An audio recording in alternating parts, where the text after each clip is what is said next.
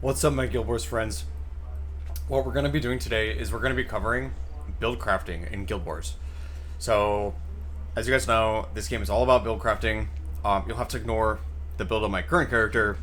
It's really bad. This character is only level 14. But what I wanted to do today is cover how to make a good build, some of the tips that I have for equipment, other strategies. I'll cover some strategies that I use in my head when I'm like reviewing my builds. So in order to keep this a little bit more organized than my usual video, I've actually written not a script, but a list of things to go over.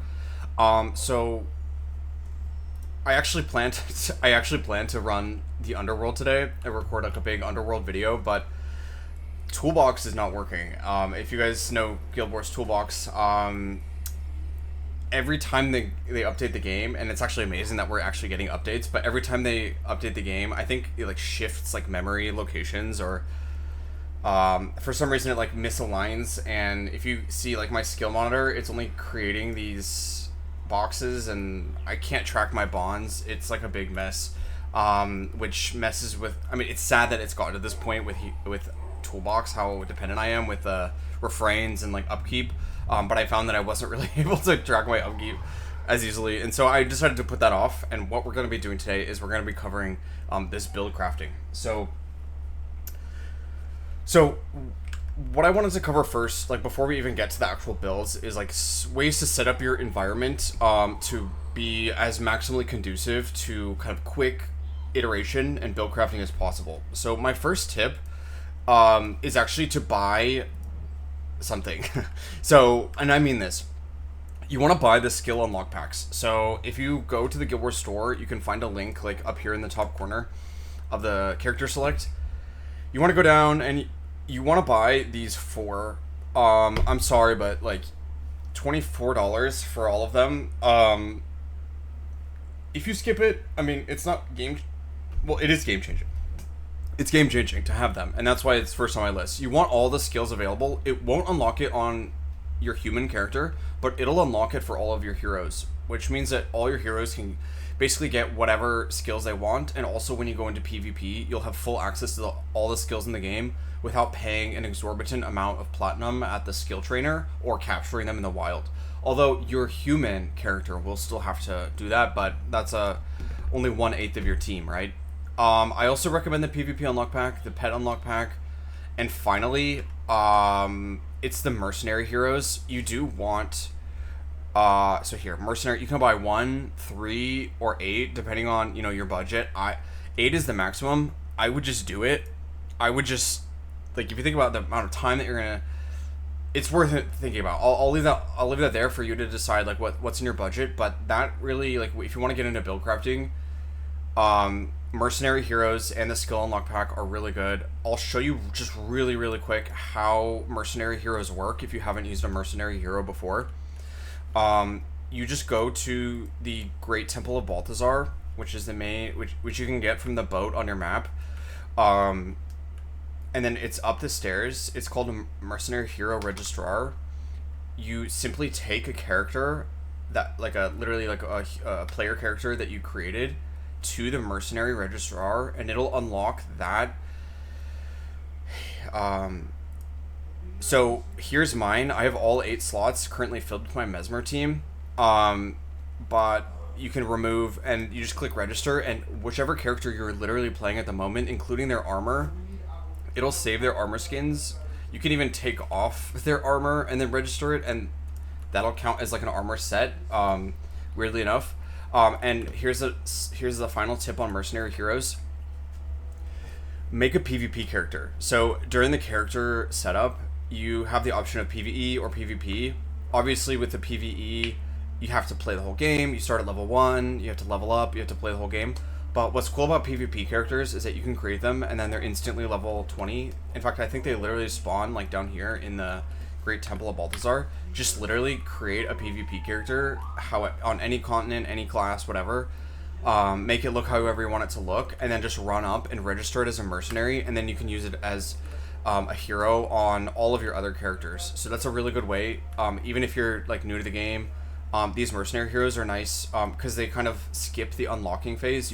The standard PvE heroes, you have to unlock them through gameplay. But I think almost on a per... No, it's not on a per character basis. It's on a per account basis. But it basically allows you to kind of skip all that if you're new to the game or if you don't really want to play like all the quests and stuff. I completely understand.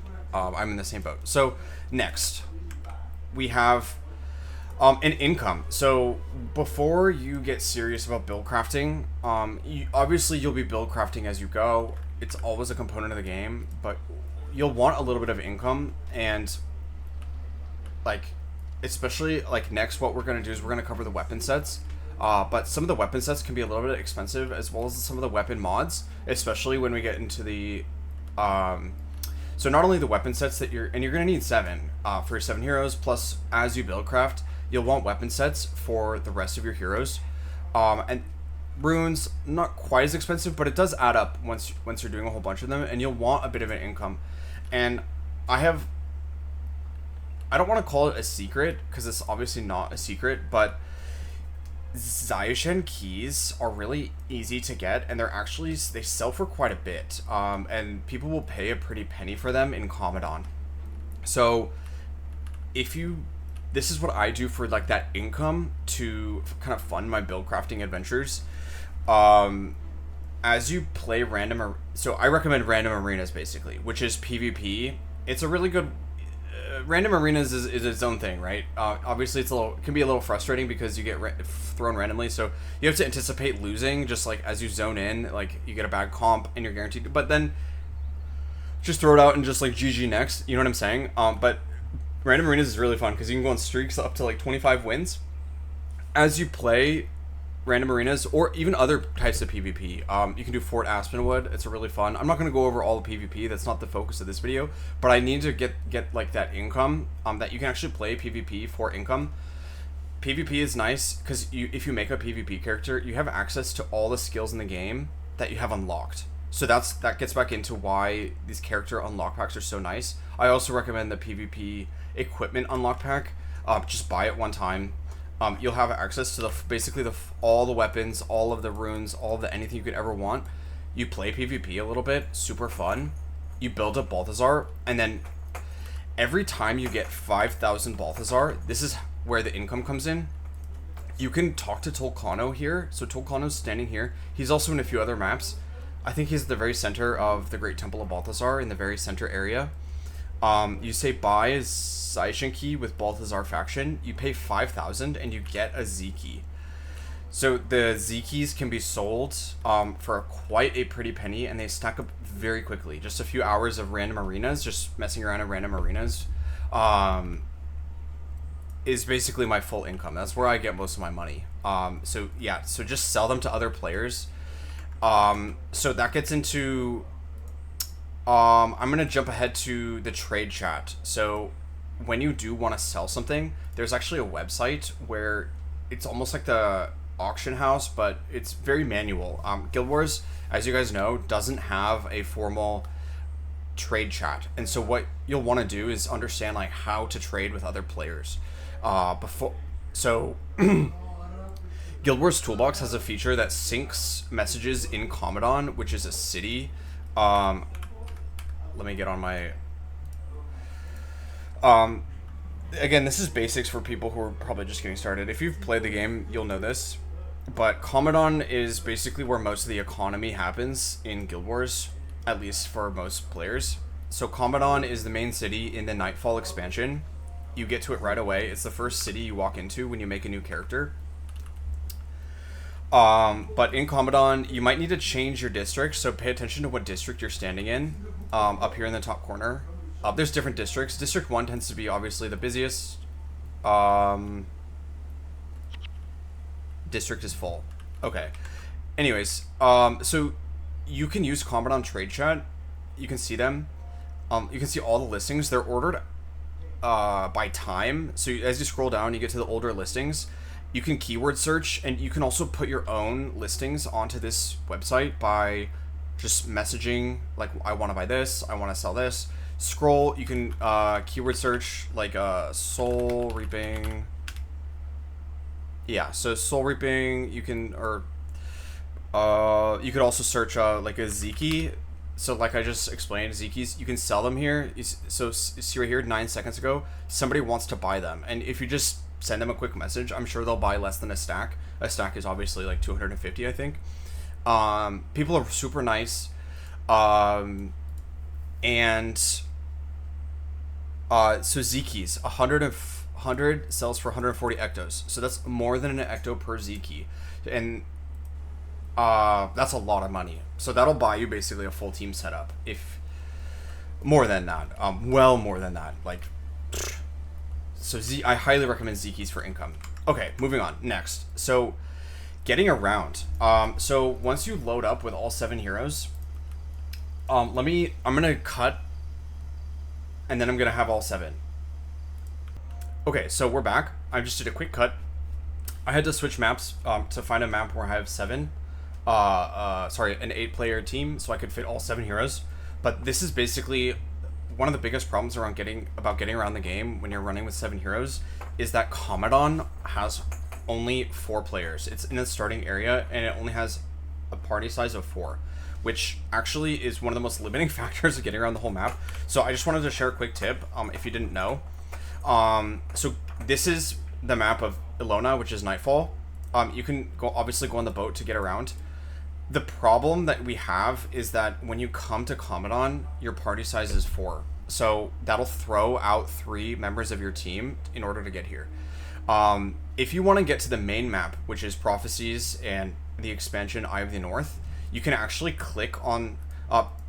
So Lion's Arch, which is the main city on that continent, has a party cap of 6, which still requires you to kick out players. But you can get around that by clicking on the Eye of the North. Like, see this little Azura gate? You travel here and it'll take you to Boreal Station, which is on that map, and you have all 8 players. So you can travel with 8 players there, and this gives me access to all of Prophecies and Eye of the North. And then you can travel to Caning Center. Thankfully it has 8 to get to factions. And then in order to get to Ilona, which is the one problem, Nightfall, what I do is I go to Embark Beach, and then there are travelers.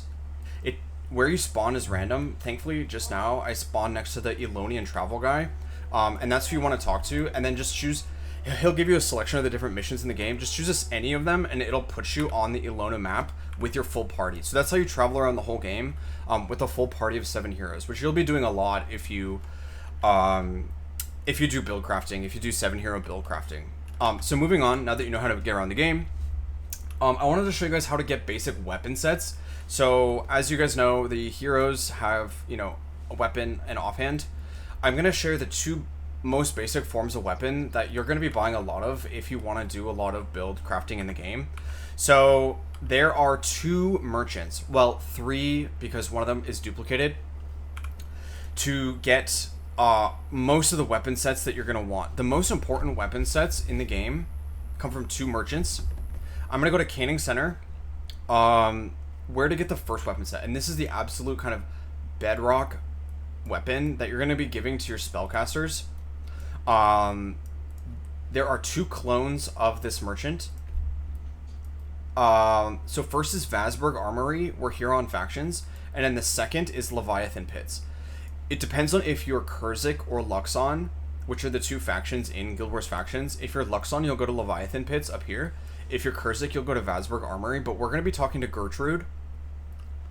In the Leviathan Pits, there's a clone merchant called Telemon, but here in Vasburg Armory, her name is Gertrude. So where is Gertrude? So she's over here, and she is probably the most important weapon merchant in the game, because she sells the 40-40 sets.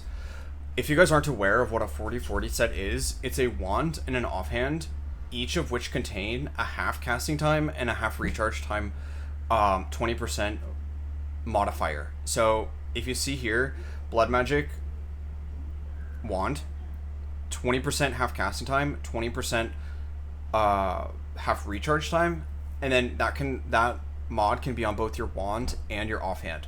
So from Gertrude, you can buy basically For 5 silver each, you can buy 40 sets. Or sorry, 4 platinum, or 5 platinum. And then a small amount of materials that you can buy from a material trader you just go to Caning Center. You buy the materials, just write them down, buy them. Some of them are exotic materials. There's 2 material traders. There's standard and then exotic. Just buy all the materials that you need. Go to Gertrude. It'll probably be about 12 or 13 silver, typically, for a 40 set for 1 hero. So that's the kind of key weapon set that anybody building a team should be aware of.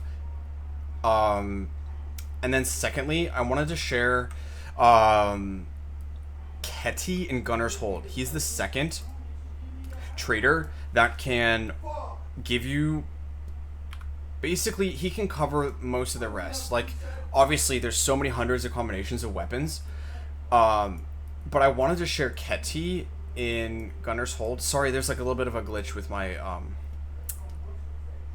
toolbox where it's like it puts a little white thing on the map. But anyways, so Ketty up here in Gunner's Hold, he sells in blank weapons. So these are weapons that are fully inscribable, which means they can hold all of the possible mods.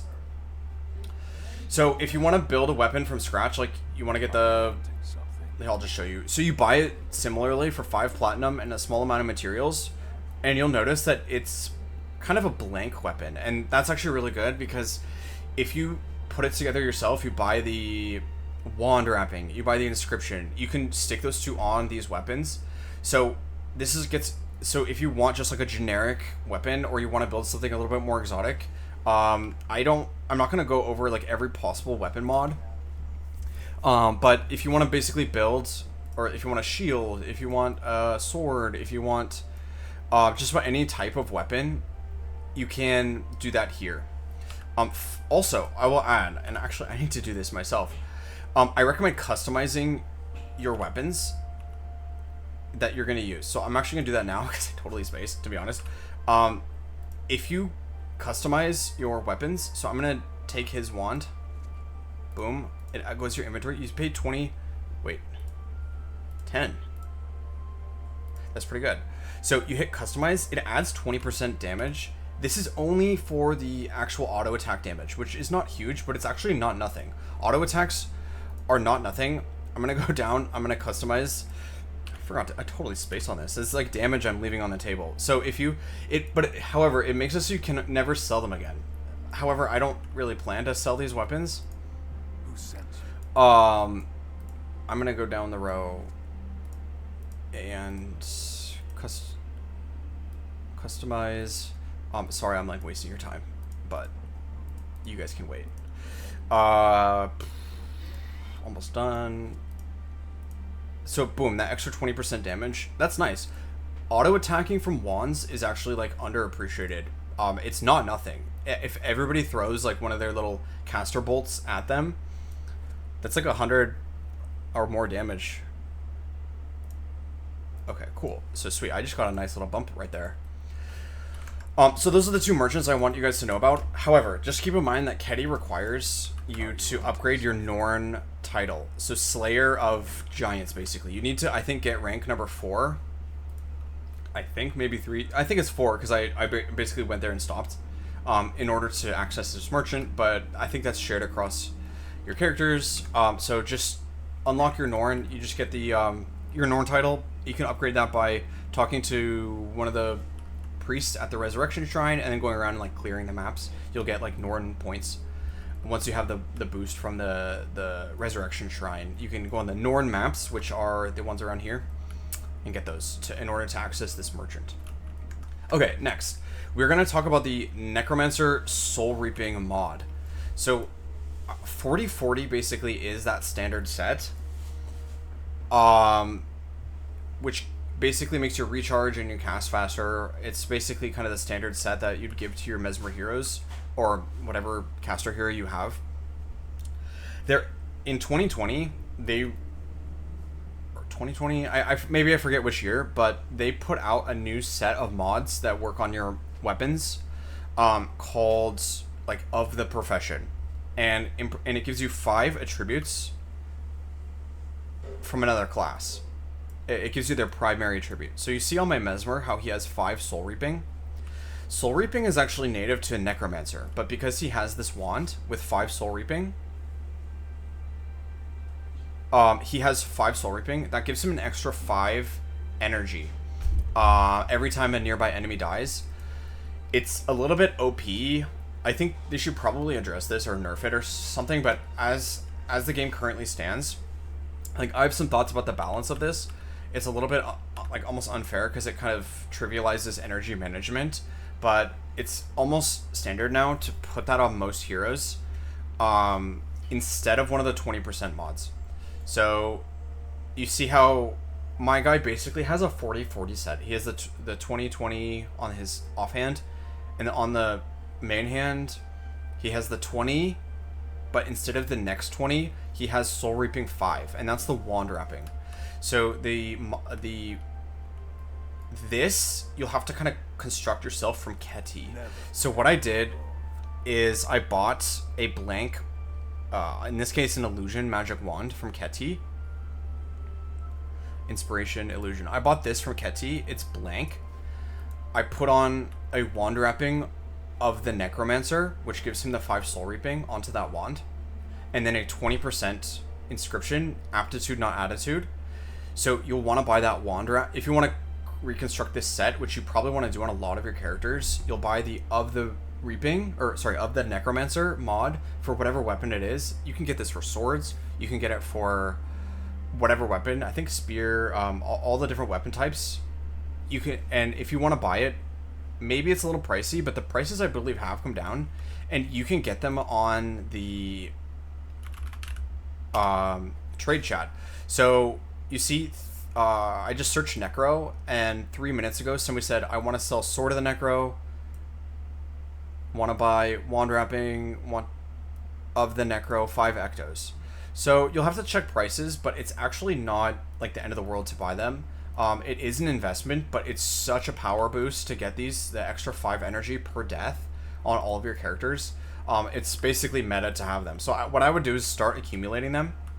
You don't need one for your Necromancer because so that's why I have 40-40 on my Necro, because he already has Soul Reaping, and it doesn't add, if that makes sense. Like, he can't have it because he already has Soul Reaping, and it doesn't add if you already have Soul Reaping.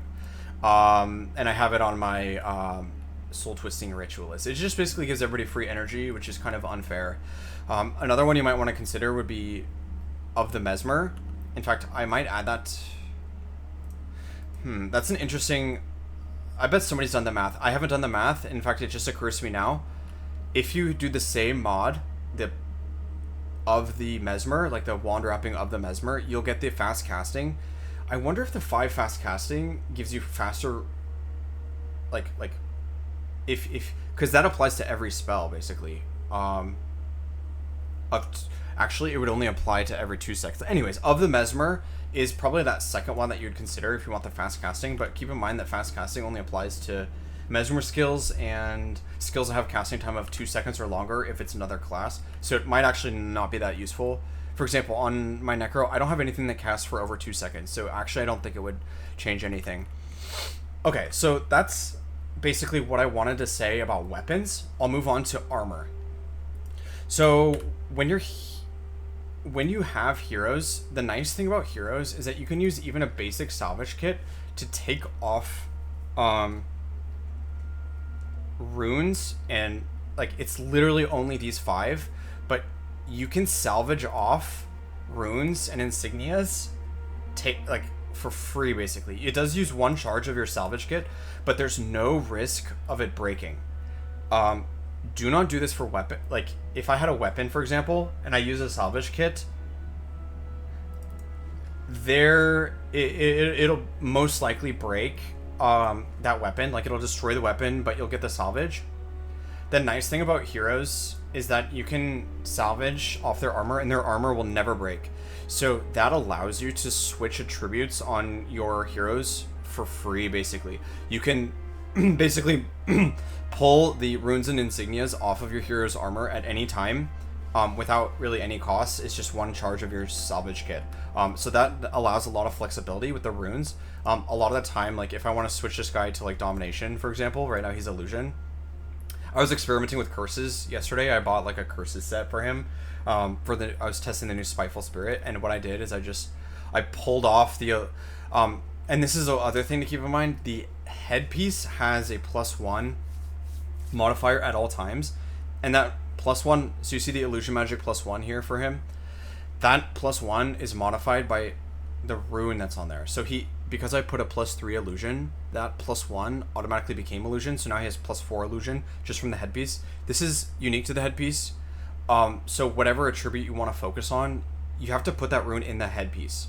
And for example, when my Mesmer was doing curses, I didn't need illusion. So I took that, I salvaged, I'll do it right now, salvaged the illusion rune off of him for free, and see how it's just blank now. And then I salvaged the fast casting from his second piece, and I just put the fast casting on the headpiece so that he would get the extra +1 for fast casting. So to do curses, because curses has a lot of 2-second cast time spells. So I'll put them back, but yeah, so you can switch these out at any time, which is really, really nice. Okay, so moving on. Okay, so we're actually going to get into like the actual build crafting. I'm going to go back to the Realm of Torment, which is my favorite place to run around in. Sorry, I need to go back to Embark Beach.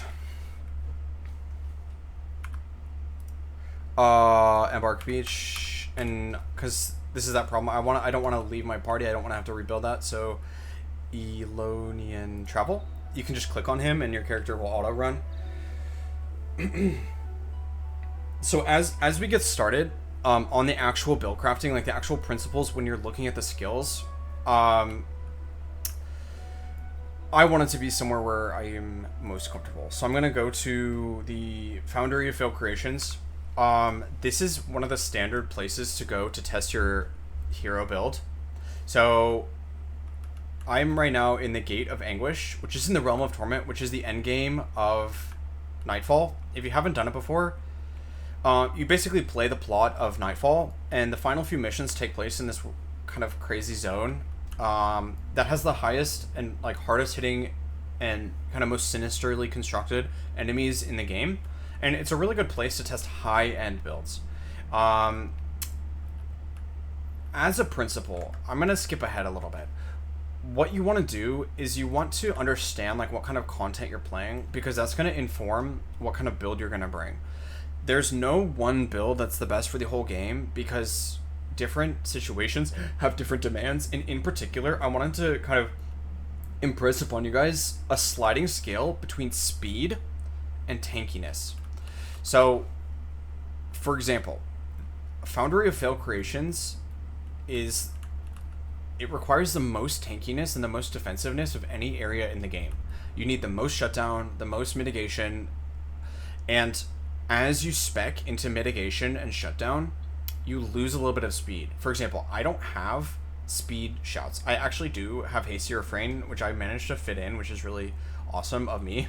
But, for example, if I were to go to lower end content, I would actually want to slide more into speed rather than tankiness. And so in that situation, what I would do is I would bring like fallback. I'd replace some of the tankiness, like Blade Turn Refrain, for example, is a really tanky sort of skill. I'd replace that with basically like something that will make me go faster or do more damage.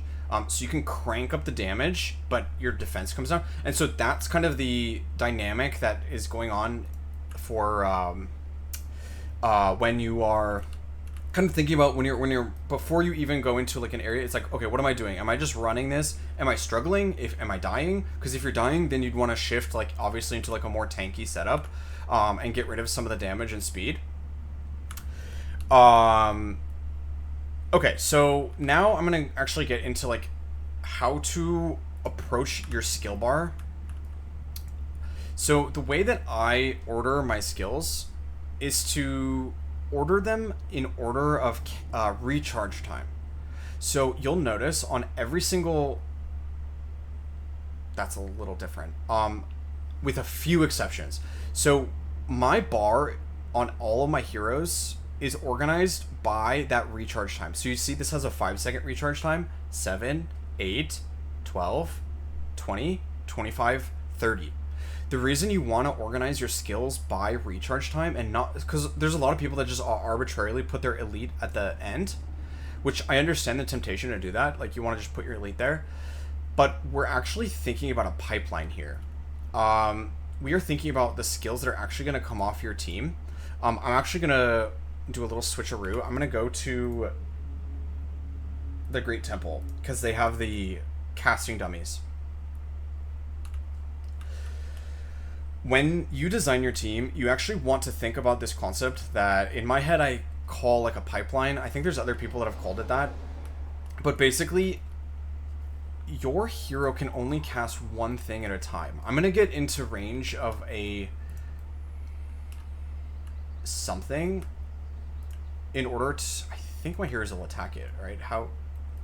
I've actually never taken a hero team into this mode, or into this area, but I really wanted to demonstrate. Okay. Are they going to attack? Yes. So I'm going to target one of my heroes, and we're going to actually watch like what comes off of him. So you'll notice that he's actually not chaining together skills. Like, he's not actually lining them up one after another. There's actually a ton of blank space, empty space. So we're targeting hero 1 right now. He's casted this. Okay, so they're not actually like aggressive. Here, let me see if I change them to aggressive, if they'll actually cast. No, they're not casting continuously. It's a little bit odd. I was hoping he would cast continuously, but okay. So we're targeting hero 1. You'll notice that he's not, like, you see how this has a cast time of 1, cast time of a quarter. He's actually not casting continuously. There are blank spaces in between each cast. That is a good and a bad thing. On the good end, it preserves a little bit of energy. Like, I think if he literally casted, he queued up spells and casted them continuously, he would run out of energy too quickly, and that's why they have this little bit of spacing. It kind of makes the hero a bit more balanced as far as casting goes. But what that also means is you're only gonna get about a skill every 4 seconds. The way I think about it, like, every 4 seconds, he's gonna output something. He's like a little turret, right? And it's even worse for, like, these Mesmers, because it's like hexes. Well, that's actually, I don't want to say worse. That's not the right word. You need to think about what's actually going to come off your hero when he targets something. So let's say I target this. Like, I'm going to hit spacebar, which is going to start him. He's going to cast Hex, Signet of Illusions. It looks like somebody else casted Guilt. So when you're designing a hero, you need to think about what's actually going to be shoved through that pipe. And so you don't want to fill your skill bar with a bunch of garbage. That's going to, because you don't want garbage coming out of your pipe. Like, his cast time is extremely precious. And one of the nice things about actually bringing skills with longer recharge is that it frees up his time to cast whatever's at the low end here. So this, as a principle, the hexes, he'll only cast them when it's time. Like, he's never gonna recast. Like, I'm gonna get into a little bit of the AI, which is really important to understand. He's only gonna output a hex if that enemy doesn't already have the hex. So, for example, Frustration, 21 second, it'll last for 21 seconds. Once he gets that on a single time, he's not going to cast it again on that enemy until he switches targets or something, or 21 seconds. And so once this is off the table, like, so he'll cast at the beginning. Once it's off the table, then you think about what's going to come next. So Frustration is now on the enemy. Then what do you want him to think about? Like, what do you want to come out of the pipe next? You want the highest damage, the highest shutdown, like, boom, then he kind of opens up to cast, like, these, especially the lower frequency stuff down here. Mesmers have this fast casting, which is why they're so good, because and then a lot of skills are also conditional, which means, and that's kind of a good thing, because it puts them, kind of holds them back until it's time to use them. So, for example, Cry of Frustration, he'll only use it if there is a skill to interrupt, which means that if he's targeting an enemy that has no skills, like for example, if somebody's out of energy and they're not casting, right? Or these target dummies, they don't have skills, and so he's not even using Cry of Frustration, it's literally going to sit and wait until that condition is met. And so that kind of pulls it out of the regular cycle. So you need to think about what is going to happen under various situations that the enemy is doing to inform what's going to come out of your hero's pipe. So I'm trying to find a good example of a skill that is just going to come out of the pipe, like always. So Spiritual Pain. So this is a really good skill in my opinion. It does a ton of damage and it also blows up spirits. But it's mostly that damage component, and with fast casting, it's basically always available. He's always free to cast this. Because it comes around, the recharge is so low. You see how it's like right here? This is what he's going to sit and do because enemies are not always casting spells. So he's actually only going to pull out Cry when it's necessary, and it comes and goes so fast that this is what he's going to linger on. This is what's going to constantly coming out of the pipe, right? And Signet of Weariness, it has that long cast time, which does kind of clog up his pipeline, but that long recharge kind of keeps it out of the main. See how it's pushed over to the right? What I do is I push over things that are kind of rarer. Like, you're not going to see as many of these things, so I shove them to the right, and what's here in the low end, that's what you're going to see most of coming out of his pipe. And I like that he kind of sits on this. And extend, for example, you see extend conditions right here, it's even closer. Like, so obviously it has a super short, this is always available for him to cast, especially with fast casting. This is going to be available every like 3 seconds for him to cast, right? However, it has this condition upon it. The heroes are really good with flags, and I'm not saying flags like flagging, and I'm not talking about this kind of flagging. I'm talking about like literally like programming flags, like as in like it's a 0 or a 1, yes or no, green light, red light. A flag comes on when at least for this condition, when an enemy gets a condition. He's not gonna. So most skills, a well-designed skill, you want to bring the skills that have good flags that like are conditional, and he's only going to do it when that flag is true. So every skill is a little bit different. You need to go on the wiki. Not for every skill, but heroes are a little bit stupid. They are machines, right?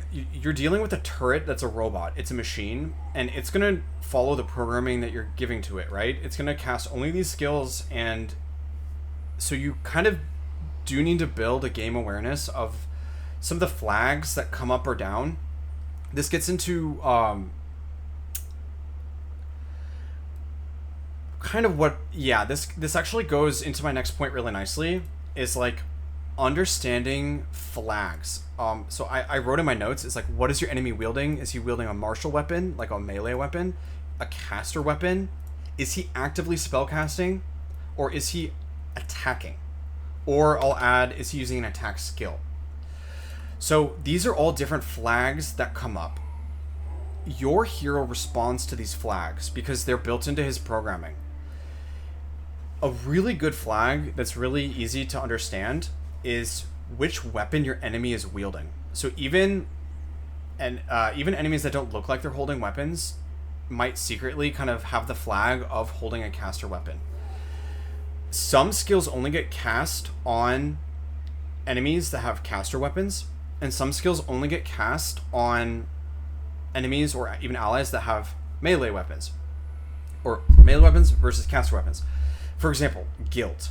Guilt is a spell that it sort of causes the next spell that the enemy casts to fail, and you steal energy. Guilt is one of my favorite skills. I always bring Guilt. What I love about Guilt is that it has a really good flag built into it, into the AI of the hero. The hero will only cast Guilt on an enemy that is wielding a caster weapon, which is all basically all the casters that you're going to interact with. So he's not going to cast Guilt on a melee attacking character. And similarly, extend conditions. He's only going to cast extend conditions, I know that there's a flag built in to this skill. He's only going to cast it on when 2 conditions are true. It's basically a bunch of if-then statements. He'll cast extend conditions if the target has a condition, and if in nearby range, you can see the range actually, these range are really useful to see.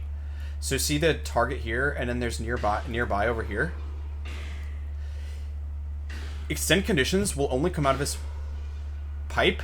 Yeah, I like freaked out because it came out, but then I realized like there actually was a condition on the enemy. And you'll notice the nearby adjacent, they both have weakness on them now, or blind. I think it's weakness because the blind didn't trigger. Anyways, he'll only, so I love extend conditions because it's always available for him to use, and he'll use it basically instantly when the conditions are true, and when those conditions are true, it's great. So he'll spread the blind right away. If there's a nearby enemy that needs blind, and there's somebody nearby to give it to him, that skill's going to get cast. And so you want to think about the flags. You want to think about who you're going up against.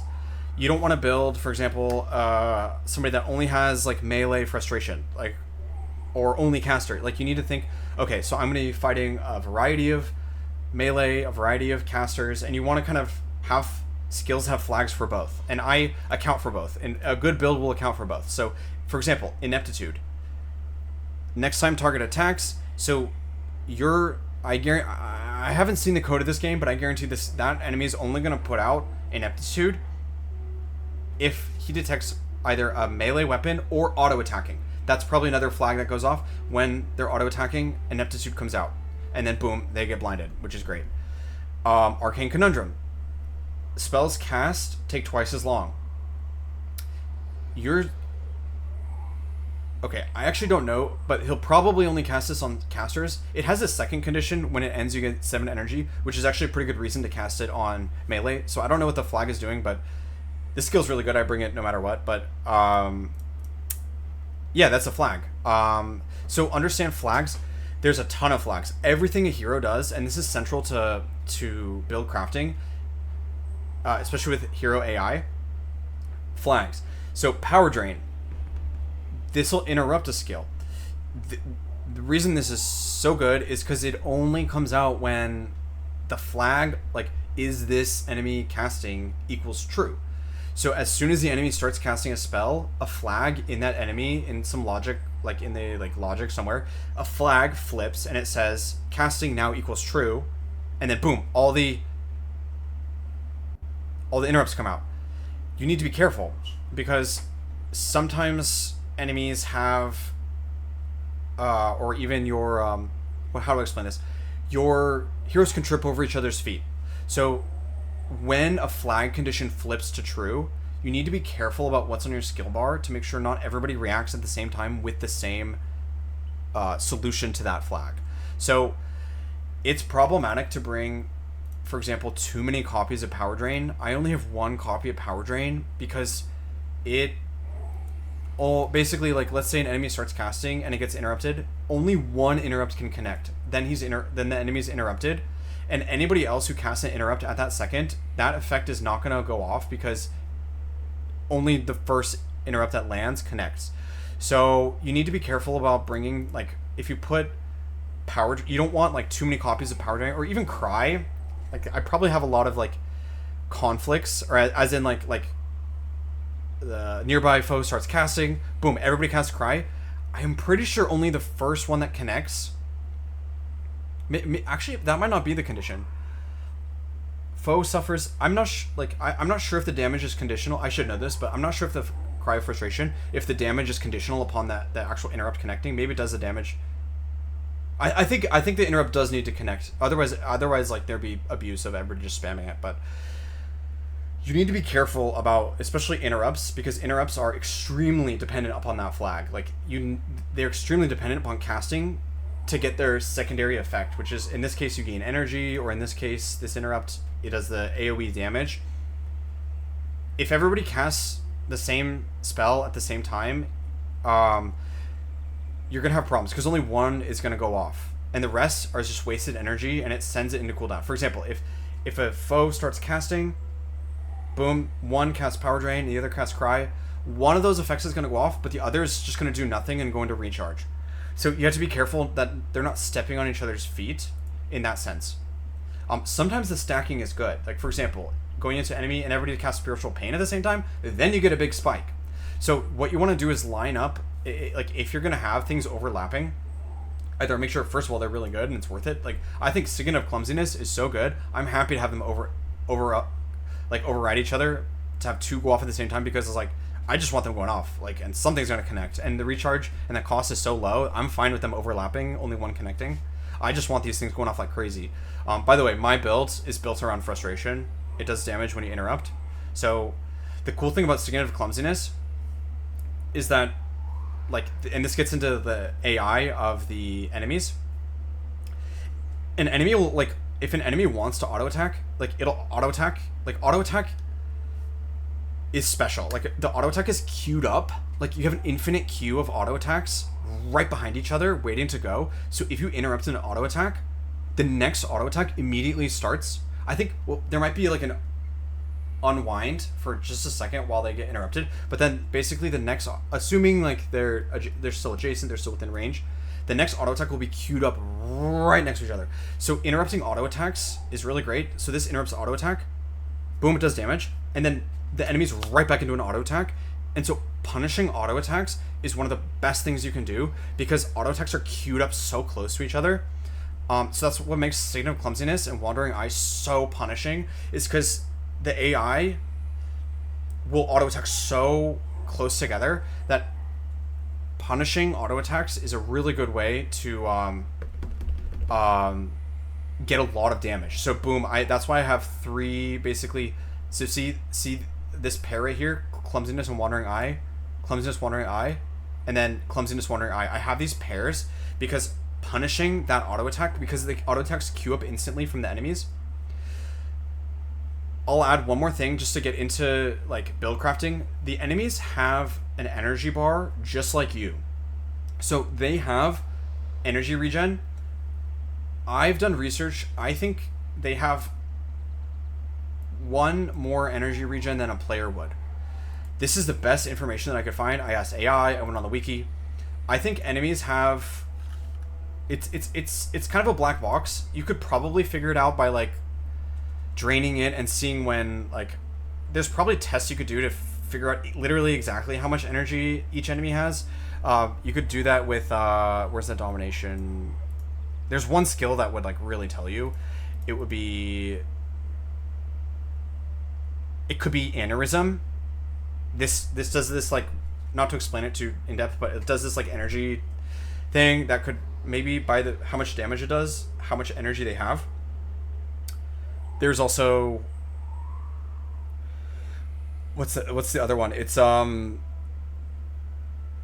getting really technical, but bear with me. Mind Rack. So Mind Rack does a packet of damage when their energy hits 0, and so you could kind of like, when the enemy is resting, you let their energy bar fully charge, and then you do damage really quickly based on how much damage before that packet goes off. You could see how much energy but basically they do have an energy bar just like you do, and they also have energy recharge just like you do, and you can play with that. And what my build, it does play with that. So the way that my build works, I'm not bragging about my build, I think this is kind of meta. Like, this is literally the strongest thing I've possibly built.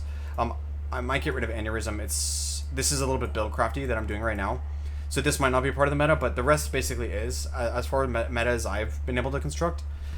This aneurysm, I can't switch it because I'm in the zone in the field, but anyways, the core of my build, and I think explaining my build will help you guys understand a lot of these game mechanics, to help you guys guide your build. You guys don't have to do Mesmers. Like, there's other ways to play with this. There's other things you can do, but Mesmers really get into like the game mechanics. And so understanding Mesmers is a really good, and playing with Mesmers is a really good way to get into like understanding the way the game works. So my build really plays with their energy a lot. So when I bump into an enemy group, my team will pepper them up with a bunch of these hexes, especially Frustration makes them cast slow. Arcane Conundrum makes them cast slow, and so it'll kind of like, their spells will widen out. It'll clog up the enemy's casting pipeline. Like, they'll just not be able to get a lot off. And then, obviously, they'll get pelted with these interrupts, like Cry of Frustration, which does damage. And when they get interrupted, it procs Frustration, and they take extra damage. And then, the second thing my hero build, like this kind of team comp does, like, really nicely, is it plays with their energy. So, it's, in particular, Guilt. It causes a spell to fail, and then it steals 16 energy. I know this says less than 16, but remember, he's going to have Signet of Illusions. So, and also keep in mind, I don't have Heroic Refrain up, so my attributes will be higher. So the numbers will be higher than what you're seeing when I'm in the field. But he'll steal 16 energy. That's so much energy. So if you think about Guilt alone and what it does to a caster, and why Guilt is the single biggest and best skill that you could possibly bring against a caster group. First of all, the flag is only for casters. So he's only going to cast this on casters. And it's only going to proc against casters that are actively casting against your team. So one of the requirements for Guilt to proc is that the next time target foe casts a spell that targets a foe, that spell fails. So when the enemies cast an offensive spell that targets my team, it'll fail, and then I'll steal 13 energy. What does a skill failure mean? It means they lose that energy and it goes into recharge, and none of the effect happens. And then they steal 16, and then we steal 16 energy. So my hero gets 16 energy, they lose 16 energy, and they lose the amount of energy that it costs to cast a spell, and the skill goes into recharge. So Guilt just does so much that just absolutely ruins enemy casters. So I have Guilt. I talked about this in my other video. I like Guilt so much more than Mistrust. Guilt is way better than Mistrust because Guilt has these effects on the enemies, on not only my energy management, it's great for my energy management, and it's ruinous for their energy management. And so basically, like, they lose up to 30 energy from a single cast of Guilt, even more than, depending on what they cast. They can lose more than 30 energy from a cast of Guilt because they lose the original cost of the spell. And so their energy, the caster's energy, goes to almost zero. This will happen naturally over the course of a fight. Usually enemies don't have very good energy management, so the energy of the enemies will kind of go to zero. It recharges, but usually then they'll start casting their cheaper spells. So boom, Guilt sets them to zero, and then they enter this auto attack shredding machine. So remember how I said auto attacks line up like right behind each other? Like if you interrupt an auto attack, the enemy will go right up into his next auto attack. It turns these two skills, Signet of Clumsiness, Wandering Eye, and then thirdly Ineptitude, into like a paper shredder, into like literally like a buzz saw that just goes brrr, and it buzz saws them as soon as they're as soon as they kind of run out of energy. And then if they do get energy to cast a spell again, that spell's going to take forever because they have Arcane Conundrum and Frustration, and then it'll get interrupted. And so that's why this team is so ruinous, because it understands like the mechanics of how enemies cast. I'll just add, I also have Signet of Weariness, which is a huge range energy denial. So if we look at the range, so you see range here, remember adjacent's actually pretty not a huge range, but nearby is actually a huge range. Nearby is a pretty big range. So if they cast Signet of Weariness, everybody in that circle loses 8 energy, which sets the whole enemy team back like 5 seconds, 6 seconds of energy recharge. So that's 6 seconds of denial. So if you have 2 of these go off, 2 Signets of Weariness go off, it's even more than 8. I think it's like 10 or... Wait, let me look up Wiki. How much energy does Signet of Weariness? This is what, so E-Surge, a lot of people like to bring E-Surge. They nerfed it recently, but E-Surge only works on one character. But Signet of Weariness is cool because it works on a nearby range. So at 20 domination, that's 10 energy. So if you have 2 of these go off, Signet of Weariness, that's 20 energy they lose. Think about that. That's half or more of their energy bar. Maybe not an Elementalist, but that's so much energy. And remember, enemies' energy can go negative. This is a crazy thing that you need to realize. Enemies' energy can literally go negative, and they'll have to wait for it to recharge like back up to 0 and then back. So if you're pumping them full of these like you're just ruining their energy levels, which forces them to auto attack. Even casters will auto attack, and then you can punish auto attack using Signum Clumsiness, Wandering Eye. I'm getting a little particular to my build, but I think this is really going to help you like understand like kind of how to think about like what enemies are doing. So you want to think about, they're going to be auto attacking. Auto attacks are going to queue up. They have an energy bar. What are you going to do when their energy is full? What are you going to do with a mix of casters? What are you going to do with a mix of melee? Do you have solutions for both casters? Do you have a solution for melee?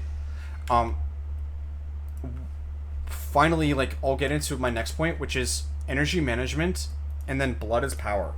So my particular team has really good energy management, and it's because of guilt. So that's plus 16 energy is so good. That basically doubles their energy income because of fast casting. This skill comes around every 12-ish seconds, and they cast it probably every 13 seconds, something around there, and that gives them 16 energy. Assuming it procs, that's a little over, or like maybe around an energy per second extra that they're getting. And energy per second is basically 3 pips of energy regen. So 1 pip of energy regen, these blue pips, they call it a pip. It's these little arrows. You see the arrows next to the number? 1 pip of energy regen is a third of an energy per second. So it's 1 energy per 3 seconds. So if you have 3 pips of energy regen, and casters get 4, warriors get less, paragons get less, rangers get less, but a caster gets 4. 3 pips is 1 energy per second. So my characters, my Mesmers, get 1 1/3 energy per second. Guilt basically doubles that income. And then of course we have Arcane Conundrum. So energy management, really good energy. This gets into another thing that I wanted to explain about energy management and why you don't want to rely on BiP. So BiP is a very popular skill to bring because it increases the energy to your team. So Blood is Power is this skill. It's really commonly mostly put on the Necro Healer. I'm going to get into this backline. The Necro and the Ritualist backline, that is the standard backline that most teams bring. I'm going to get into these elites. In fact, I'm getting into it now. So the backline that most teams bring is this Necro and Ritualist. So the Necro, the reason they have Necro as a primary is because he's going to get the Soul Reaping, and that's going to give him 16 energy every time an enemy nearby dies. And that's going to happen pretty frequently. 16 energy is a lot. There is a little bit of a cap. This can only occur 3 times every 15 seconds. So basically every 5 seconds, assuming you're getting a lot of kills, he's going to be getting 16, which is 16 times 3, 8 times 48. He's going to be getting 48 energy every 15 seconds. It's just unlimited energy. He's basically unlimited. Every once in a while he can hit 0, but not commonly. So he's going to have all this energy, and then he's just going to pump out these Ritualist heals, and then these heals are really good. He also has Signet of Lost Souls, which is really good energy. So basically, like, he has the best energy, and he's just going to use that to pump heals, and then these are the best healing skills in the game. Recently, they buffed Preservation. The elite on this healing character is really interesting. Again, just to remind you guys, we're talking about this 2-character backline that is the most popular backline in the game. So the elite on this healer, the Necro Healer, is a really interesting situation because it's actually pretty free. The healing Ritualist, the healing trait line, which is Restoration on the Ritualist, doesn't have a good healing skill, or it's kind of like not that good. So this weapon, I guess, are pretty good. You can bring those, but it's just like less than the other, like these other ones, like Giga Pump.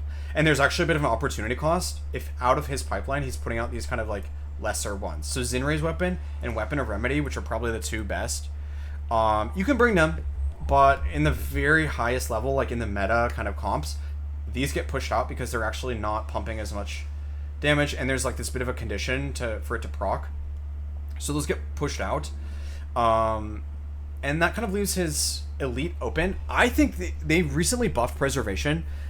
Preservation used to be bad because it didn't target the right enemy, but they put out an update.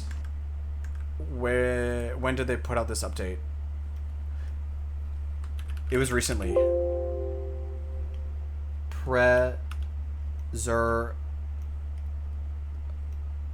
It must have been last month. It must have been May. How do I get to May? Archive.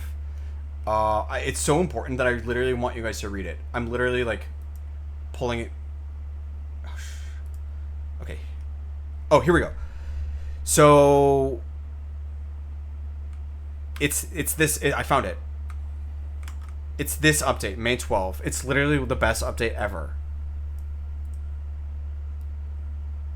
No longer cast outside of combat. Oh, yeah. So the hero no longer casts it when he's out of combat, which is good. You don't want him like casting these out of combat because he'll fall behind. Prioritizes casting if an ally has low health. Targets an ally in range with the lowest health percentage. This is a giga buff. Because in the past, what would happen is Preservation would target the wrong ally. It would literally choose a random ally, even somebody that had full health. I think it literally, in fact, chose the one at the bottom. It would choose like the weird. I watched a whole video about it, or I went on the comments, or somewhere I saw this. It was literally like only targeting party member 8 for some reason. Or it would. Anyways, they basically buffed it, so now Preservation, every 4 seconds, perfectly chooses the hero. To be fair, its range is not. So in the area. Oh, in the areas. So this is in the area. Like, you see this ring, the outermost ring? That's in the area. You want to keep your. You want to stay within range. Like, you don't need to think about this, basically. Like it'll basically mostly happen most of the time. You'll be within range. So it's not a huge. Every 4 seconds, it's going to heal. So basically, it's really good now. Now, after the May 12th update, Preservation is probably the choice to bring. However, a lot of people used to bring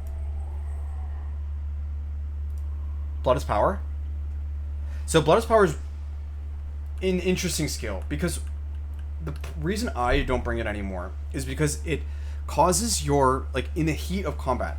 So the only time he's going to use it is if your heroes are lacking energy. The only time your heroes are going to lack energy is in the heat of combat, especially towards like the second half of the fight.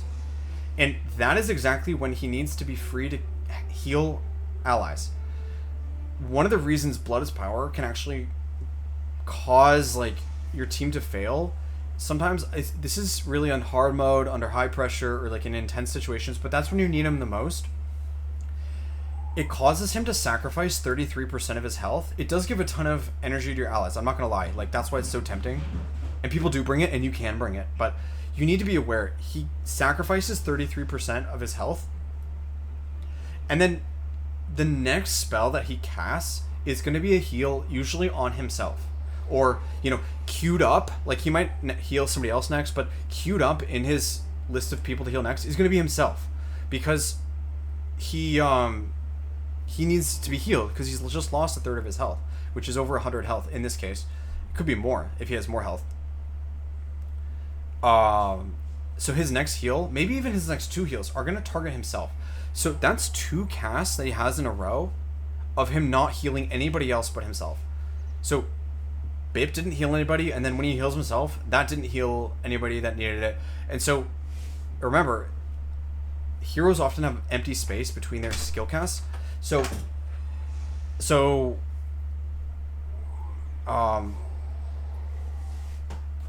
sorry, my roommate just distracted me. He's gonna have this gap. Like, he's gonna. You guys understand what I'm saying. I'm gonna leave it there. Bring BiP at your own discretion, but keep that in mind. It's not a good, it's not perfect. It's not meta anymore. Okay, so what you really want, and I'll finish with this, you want your heroes to be able to have good energy management themselves. So you don't want a bunch of 10 energy skills. You'll notice that I don't have 10 energy skills on loop. If I do bring a skill that's over 10 energy, it better pay for itself. So Arcane Conundrum pays for itself. If you read, you get energy. This, I build around and I afford. I brought Power Drain literally just so I could afford Ineptitude. I want him to spam Ineptitude, but I build around it. 10 energy is quite expensive. And then finally, Extinguish right here. Like, I'm talking about the energy right now. Extinguish is extremely expensive. However, it's conditional. He doesn't cast it on recharge. It'll sit there unused. That's why it's okay to bring slightly more expensive spells, but only if they're not cast on recharge. This Extinguish has a flag, which is it only casts if somebody else has a condition. So it's a conditional removal. It'll only cast if they have a condition, which is not all the time. Sometimes it is, but not always. And so it kind of like, that kind of pulls it out of the loop. It kind of like delays it being cast, which means you can afford a little bit more of it. You need to make sure that the skills he casts absolutely on recharge are first of all, the skills you want the most of. Wandering Eye, Sting of Clumsiness, these he's going to spam like nobody's business, because these conditions of somebody attacking are always going to be met, and they're cheap. So his pipeline is going to be these really cheap spells, which is why these slightly longer ones he can afford, and they're slightly more conditional. At least Extinguish is more conditional. And then the rest are like 5 energy. You can afford as many 5 energy on any hero as you want, except for maybe Warriors and Paragons, because they have the low energy. I would put as many 5s, like when you think about your kind of casting cycles, the recharge, fill it with 5 energies. So Mirror of Disenchantment's really good. Anything that's 5 energy, really, really good. You can afford unlimited 5. I don't think twice about a 5 energy skill. I do consider more carefully 10. So if you do bring any 10s, and they're going to be part of that like casting cycle, coming out of that pipeline frequently, you better have a plan for how they're going to get their energy back. And so that's why this guy has 2. Shatter Hex, it's expensive, and it's towards the left of their skill bar. So he's going to be casting Shatter Hex a lot. However, it has a flag. It only gets cast if they have a Hex. So it's actually not part of his typical cycle. So he's not going to cast it. So what is his typical cycle? He's going to cast Unnatural Signet on recharge, because it's right there at the left. And the flag is like not there. There's no condition to it. So he's always going to be pumping this one. Power Spike, amazing, but it has a flag. It's only going to be cast on skill cast, which is, to be fair, quite frequent. So Power Spike is going to be coming out a lot. Unnatural Signet, both pumping. These are both pumpers. These are both going to absolutely destroy. I build around Panic to afford Panic, so that's why it's a 10, but I can afford it. You basically, if something is above 5 energy, you need to build around it. Like, you need to... So Panic has a little bit of a longer cooldown, but again, I guess with fast casting, it's like every 10 seconds. But I build around it, and that's why I have Guilt. Like I said, with Guilt, it basically doubles your energy income, and a big portion of that I apportion to Panic. And Cry is a little bit expensive, so I also build around that. So these are the... You do not want to have a whole bar of 10s. You cannot afford it. So Signet of Weariness, free. Guilt, 5. Like, it's a bit of a statistical distribution. You want your hero's casting pipeline, basically the single file order of what's coming out of his casting, to be filled with as many cheap, like, so Signets are free, Signets are great, or 5s. So if you actually look at what he's putting out, free, 5, free, this is conditional, so it's not going to come out that often, 5 or free. So Weariness, Guilt, Unnatural, and Power Spike are all very cheap, and they're going to be the most frequent, and that's why I can afford these. I mean, this is not conditional. He's always going to be putting this out. Cry of Frustration, it is a little bit conditional. It needs to have that casting flag, but that flag is going to be flipped pretty frequently, so these are going to be coming out, but they're kind of distributed amongst these cheaper ones, and so that's why. And then you have Guilt, which is like, honestly, Guilt needs to be nerfed. The same with this. If you look, I really don't have a lot of 10s that are coming out on recharge. Mending Refrain, once everybody has that, it's maintained. He's not going to be casting that on recharge, so it sits unused. So what's actually coming out? Spiritual Pain, Unnatural Signet. This is the 110 that he has that does come out, but I build around it. I can afford it because I have Guilt, and then this is free. So basically, his most commonly cast spells, 5 energy, free. The same applies to just about everything. If it's more expensive, it needs to be either used uncommonly, like a rather uncommon condition, or taken off your bar. You cannot afford to be pumping, absolutely pumping, unless you build around it, unless you have a very... Like, for example, let me show you... I'm going to go back to town. I'm going to show you my Elementalist, and why the Elementalist can actually afford a little bit more. I hope I have my fire guys still built. I'm going to take this off. I'm going to show you guys a prototypical way that you can actually make firework. I'm actually going to leave my party, and I'm going to literally just have one Elementalist, and I'm going to show you how you can actually spam a 15 energy skill and why it's rare, but and you need to completely design your entire hero around getting that out, so that literally the rest of his bar needs to be energy management. So I love Searing Flames. If it wasn't for Mesmer's being ridiculous OP and completely broken, I hope they fix Mesmer soon. They bring it down a little bit. I love my Searing Flames Elementalists. I want to bring them. In fact, I've been tempted to even bring them in the current meta. I think there might be even a place for them. I'm thinking about my next like team build having like 1 or 2 of these Searing Flames. Okay, so how do you get an enemy to be able to afford a 15 energy skill with 2-second recharge? Like how? So this can work, and this is to demonstrate like this principle of like a casting pipeline of what's coming out and how much does it cost. Balancing energy management with like how do you build a guy that can pump a 15 energy skill like without worrying about it. So notice how the next 3 skills are energy management. That's how you afford it. So every 30 seconds he gets 2 of them for free, which is actually a huge deal. You might not think it, but over the course of 30 seconds, he's probably only going to be able to put out 6 of these. And so that, like, and this is just napkin math, just because he's casting slightly other things, because he only outputs anything maybe once every 4 seconds,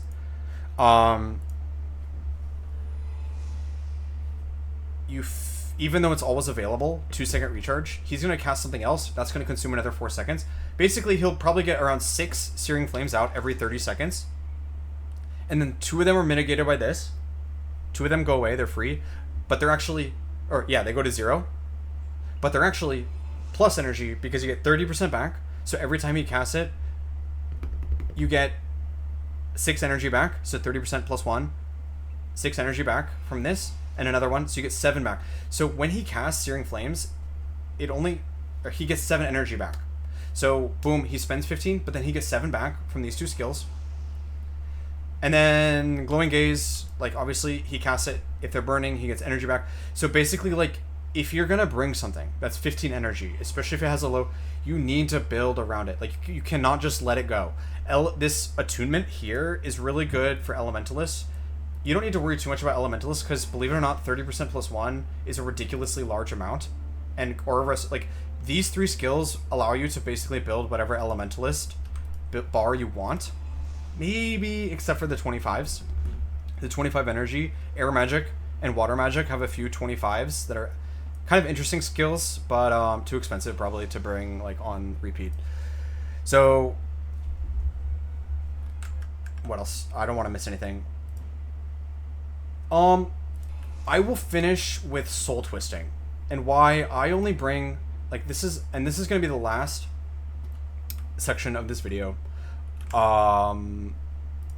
Why soul twisting? What is soul twisting? How to do soul twisting? So, like I got distracted for a second, but on the standard backline, you have your Necro Healer, and then you have your soul twisting. One thing that I wanted to communicate is, like I said, I like to shove things to the left if they have low recharge, and even though these have 45-second recharges, with soul twisting, they have 0. So they cast infant, or their recharge is instant.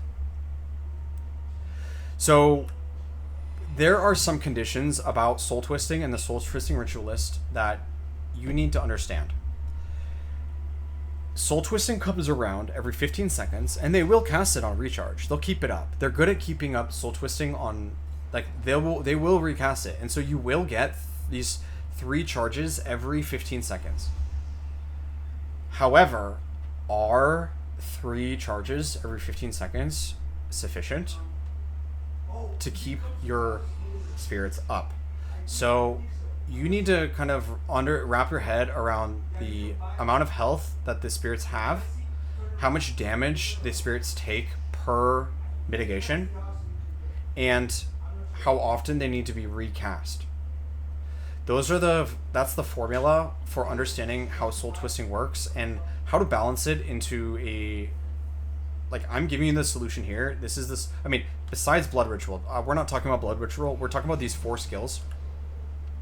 I wouldn't bring any other skills. In fact, I almost want to get rid of blood ritual, but it's just too juicy. And they just buffed it. They just lowered it to 1 second. So let me explain a little bit more what I meant about like the 3 charges and then the amount of pressure that soul twisting can relieve. Soul twisting is really good. It limits your per hit incoming damage to only 10% of their maximum life. I'm actually going to cut right now, and I'm gonna move to a full team. Hold on, give me 1 second. All right, so we are now in the Foundry of Failed Creations, which is an amazing test lab to test high-end builds. It has like a series of some of the most difficult fights in the game. So what we're gonna do now is we're going to I'm gonna show you, especially the soul twisting. We're gonna be covering like how it works. So I want you guys to look very closely at the spirits literally on the ground. So I'm actually targeting my Spirit of Shelter right now. You see how it's like ticking down? So this shelter ticks downwards. It's part of the condition of the actual skill itself. When you have max communing, which is its attribute, when you have max attribute and heroic refrain, that tick is 35 health, which can be further reduced to, what is that, 17 or 18-ish health with Armor of Unfeeling. So Armor of Unfeeling basically reduces those ticks by half. They take half damage, which includes those ticks. Every time Shelter mitigates a skill such that an incoming skill only hits my team for 10% of their maximum health, which, keep in mind, for most of us is 33 health, it limits an incoming skill to 33 damage. But it basically hits Shelter for one of those ticks, which is 17 health. I think they need to nerf it a little bit. I think it's too strong. But it is the way it is right now. The same works with what I use, Displacement. So Displacement has a 75% chance to block, which is amazing. So basically it causes all melee within range to fail while the ticks are available. Which is also overpowered, I think, even at 60 hit damage per tick. I need to look online at Spirit. So there's a wiki page that shows you the armor and health of a spirit. So my ritualist creates, let me find one of his spirits. So Spirit of Shelter is level 13. So you can actually check on the wiki. And how much spawning power does he have? Oh my gosh, my heroic refrain fell off. That's annoying. So at max though. Oh, interesting. I took off the +3s. Wait.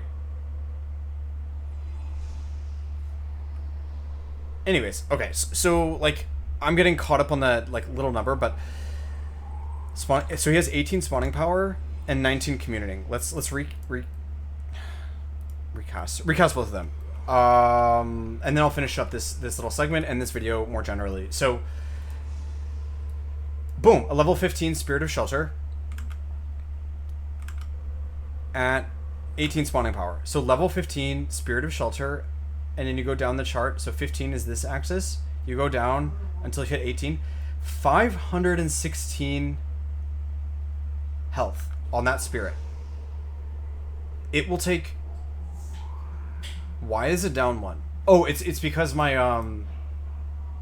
yeah, I need to cast Heroic Refrain on myself before I cast on others, because right now it's only +3. This gets into like some mechanics of Heroic Refrain. You need to cast it twice on yourself to pump it up, and then you cast it on other people's. So he's a little bit low. Anyway, so this spirit has about 500 health. It's gonna take 33. 35-ish damage per hit every time it does its little mitigating effect. The spirit itself takes a hit, and then but it mitigates for my team, right? So the spirit's health is going to tick down. That can be divided in half by Armor of Unfeeling. And then 500, every time it hits 516, like the spirit is going to die. And then my team is left without protection. Without condom. No protection. Bareback. And what that means is, like, my team is vulnerable, right? Thankfully, if you don't have it, so if he has the 10, so Soul Twisting reduces the cost per spirit down to 10. So it says minimum 10, it like reduces the cost down to a minimum of 10. So Shelter goes down to a cost of 10 energy per cast. He'll cast it as soon as all those ticks. So what is 30? What is I uninstalled calculator. I'm gonna do, what is it, 510. I'm gonna get these 516. I'm getting caught up on like little numbers and I'm missing the larger point. I'm not trying to delay. 30, it's just like complicated. Everything is kind of numbers, and so this math, 516 health divided by 35 hits, or 35 hit to his health per mitigation. Shelter can hit 14.7 times before he mitigates, or before he has to recast the spirit. The spirit dies after 14 hits. The spirit dies. He has to recast it. 14 hits. Think about that. If my team gets hit with something, anything, that's 8 hits. Let's say we all get hit. Boom. 8 hits. That's 8 out of the 14. That is more than half of the health bar of my spirit. If my team gets hit with multiple packets, each packet counts. So there's a huge elementalist skill called Shockwave, which the elementalists in this zone have. So Shockwave, Guild Wars 1. Shockwave does a series of 3 packets depending on how close you are. If you're super close, you take all 3 packets. So you take 60 damage, and then nearby also 60, and then adjacent also 60. So if an elementalist with Shockwave is standing on top of your team and he casts Shockwave, your team takes 8 times 3 packets of damage, all of which are above 30, or all of which are above the 10% threshold. So they all hit. So first of all, the Shockwave itself is probably going to kill the spirit. And then second of all, the 8 times 2, if they cast a skill like, or a Churning Earth is another like large AoE that hits your whole team for multiple packets. That's going to kill your spirit in basically one cast, because it's going to hit 8 people multiple times, which is over 14 mitigations. The spirit dies. That can be mitigated slightly by Armor of Unfeeling, which reduces that by half, which doubles it up to 28. That's actually a lot. That's actually really great.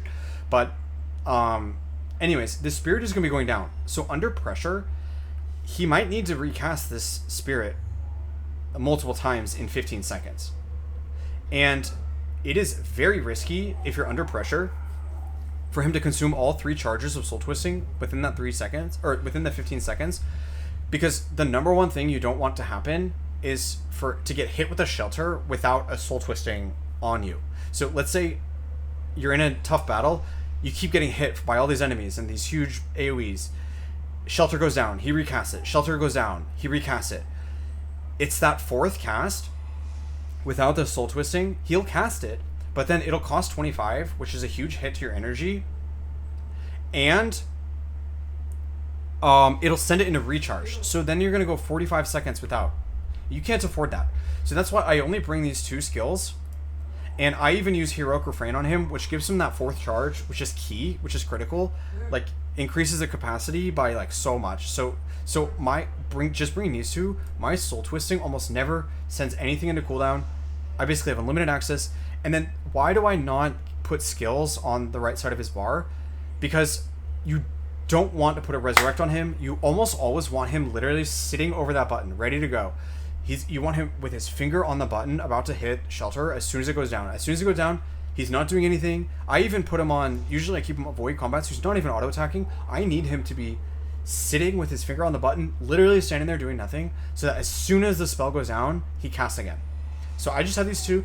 You'll actually notice people bringing the third one, Union, but I have found that under pressure, Union, like, you cannot afford. So if you think about it, 3 charges, 3 spirits, that means you only get 1 refresh every 15 seconds. It's not enough. With Union, something is going to cool down. Something is going to go into cooldown with Union. I think you can bring Union at low level. Maybe that'll support better. I think Union is good, but it just doesn't stack nicely with these other ones. It's fallen off my bar. Sometimes I experiment by bringing Union again, but it just falls off. So these are the 2 spirits that I bring on him. I don't bring Resurrects on him. And do you know why you don't want to put a Resurrect on him? Or if you do, you want to hit Shift click and disable the Resurrect, is because it's right when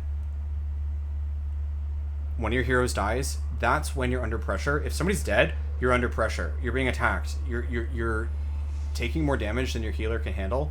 Or somebody got a huge spike, they're dead. You're in crisis mode. That's when he needs to be standing over his spirits, ready to refresh them. If he disappears for 4, 5, 6 seconds to cast a Resurrect, your team could be dead by the end of those 4 seconds. Or you're going to have more people going down because Shelter was not up, because Displacement was not up, and then your team gets destroyed by melee.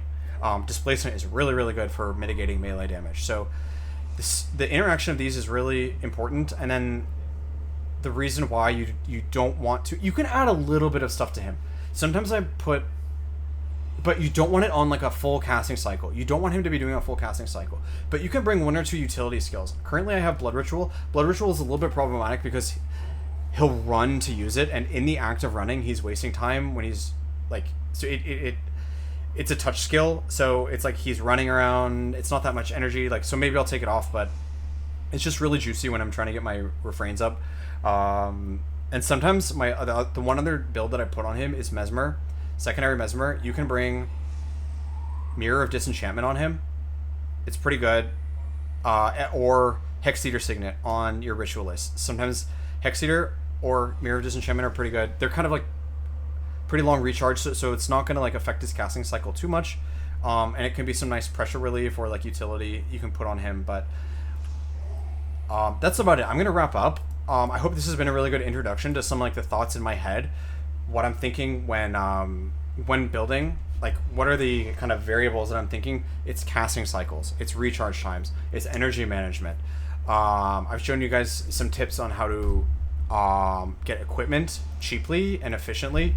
I've shown you how to basically how to some of the thoughts in my head that go through my head when I'm trying to build. So I hope you guys understand the game a little better. I'm going to leave it there. If you guys have enjoyed this video, I'm going to do the standard YouTube thing. If you could if you could subscribe, that'll be a nice boost to me. I don't really plan to make money ever doing this, but I do like the idea of being helpful to the community and to put out content, to share some of the knowledge that I've built up over the years. And I wanted to do a final plug. In my previous video, a day or 2 ago, I actually released a mobile client. It's called Minimalus. So I'm going to share a little advertisement for that really quickly. I just built a mod. I was the developer of Minimalus. 10 years ago, I built the original Minimalus. It's one of the most popular mods. It's the mod that I use. If you guys are wondering my interface, like why it looks so sleek and minimal and suave, I built that about 10 years ago, and I just updated it 3 days ago. I fixed some final things that I needed to do, updated it, and then secondly, I actually built an Android app for Guild Wars. It's actually a new client that integrates Minimalus into the Android experience. So this is a screenshot of my tablet running Minimalus on Android. So you can download that. I'll put a link in the description. If you want to download it, you just go to the link to my GitHub, and then it's over here on the side. It's under releases. It's called Minimalus Mobile. I promise there's no hacks, at least nothing malicious. Like, I didn't go out of my way to do anything malicious. The download itself is only a container. It's only 1.5 megabytes, and most of that is literally just a few text. It's like 100 textures that comprise Minimalus, and the only thing it does is it kind of mods those textures. You can You can ask AI. You can point AI if you're worried about security. Point AI at the GitHub. So here it's actually fully open source. So you can actually inspect the code itself. You can have AI do like a quick audit. I didn't intentionally, like, maybe there's a security flaw, but I definitely didn't intentionally do anything like malicious here. And I think it's a great quality of life addition to people playing the game. I think mobile needed the help. The interface was a little bit heavy, so I decided to, like, port it. It was a really fun project that I did over the last week. I actually just finished and just released it. So there's that. And then I wanted to share not only the Minimalus for desktop and mobile, I wanted to share one last project that I announced yesterday or the day before. It's called uMod Reforged. So uMod Reforged is a text mod replacement, and it's much easier to use. It's the launcher that I use to launch Minimalus. So it's very easy. There's only 3 buttons. You simply select your TPF mods. Minimalus is a TPF mod, by the way. You can download it at this release link on the side column. You select your mods. You locate your Guild Wars executable. That's the exe. You go into your program files. It even works on the Steam version. And then you click launch. It's just the blue button, and it remembers. So every time you want to launch the game, you literally just open uMod Reforged. It remembers everything, and you just click launch. And finally, if you have command line arguments, which are a little bit more complicated, but they're on the wiki, you can add command line arguments as flags here, and they'll be launched. And you can also make your own mods, by the way. It's only for textures. It's just allows you. So this second tab over on uMod Reforged allows you to dump textures out of the game. So I'll actually show you how to make your own mod really quick, because I never shared that before. You just turn on this save single texture. Once you check that box, it'll turn on. It looks complicated, but it's really not. You set a dump folder to dump the textures into, and then you set a folder where it'll choose all of the textures out of that folder when you want to wrap a new mod. So you just set these 2 folders when you want to, so one's the dumping folder, and then one is like the wrapping folder that gets wrapped into the mod. You set a few keybinds to scroll through the textures in the game, and then you can turn on or off textures when you're building the package, like the TPF, and then you just hit save, and it saves the package. The only step in between would be editing the textures yourself. So once you dump the textures out, you go through with like Photoshop. There's an Intel plugin. It's like a DDS. So they dump as DDS files when you rip them out. They'll save as a DDS file, which is an Intel texture format. It simply has the red, green, and blue channel, and then which you can edit at the same time in Photoshop. You just turn on all 3 channels, you just edit. And then there's a 4th channel, which is alpha, which is the transparency layer. You just manage those 4 layers. It's really not too complicated of a format. You can edit the texture, and then save as a TPF, and then you just launch it right here, and you can share that TPF with your friends. It's how I made Minimalus. I just made it actually easier to do. So when you're actually so I turned it on. When you actually go into the game, I'm gonna quit. So as soon as you turn it on, you turn on that checkbox, like save a single texture, you launch, and it'll create a special menu in the corner. You see right here that basically what it's doing, it has a little counter, 100.